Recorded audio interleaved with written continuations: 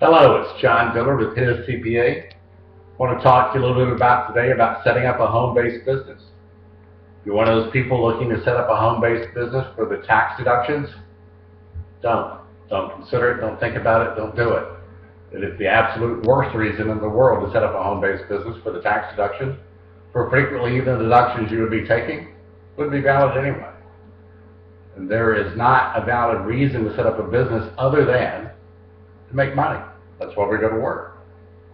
That's why businesses are formed, to grow a profit, to illustrate and prove a profit, and to employ people, and to grow, and to gain market share, and to do things for the community, and to serve others. Those are reasons to have a business.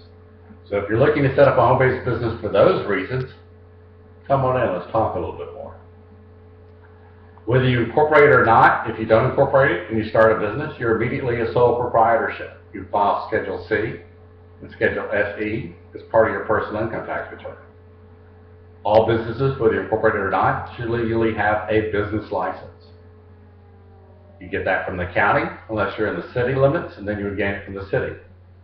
I recommend all businesses, whether you're incorporated or not, keep a separate bank account. And if you're incorporated, it's especially critical because you have to be sure to protect the corporate veil. You need to make sure that the business expenses you pay out of the business are solely for the business and not personal. And you need to make sure that the personal expenses or your personal accounts don't pay any business expenses. What I often tell people is, what would you do if you worked at Coca-Cola?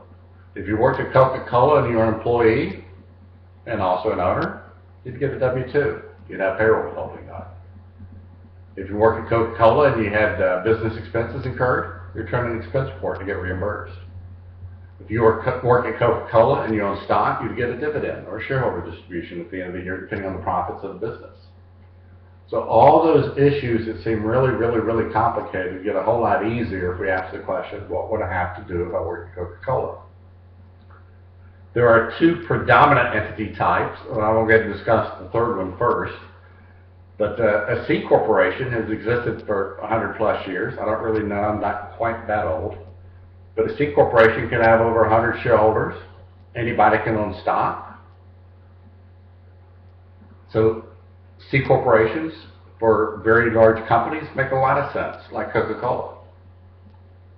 But for the businesses doing less than $10 million, $100,000, even $100 million, the C corporation might be a good choice because the C corporation is exposed to double taxation.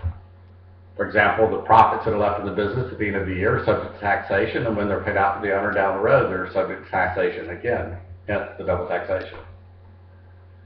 The biggest entity choices which were in vogue and are being considered in today's marketplace and have been for about the last 25 years are S corporations and LLCs.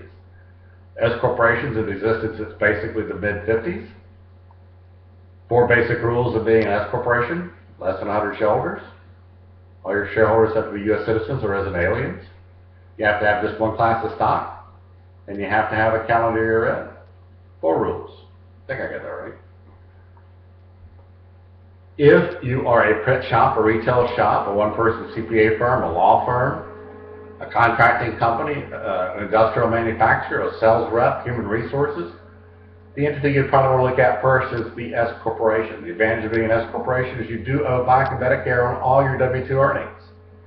But then after you've paid your fair and reasonable salary to yourself, then you can also take shareholder distributions that are devoid of the FICA and Medicare component when you file your personal income tax return.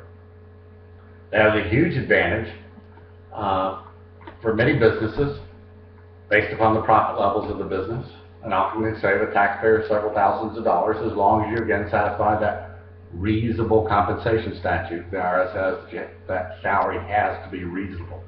The best test of reasonable is what you have to pay somebody to do your job that's independent of yourself, is different than yourself.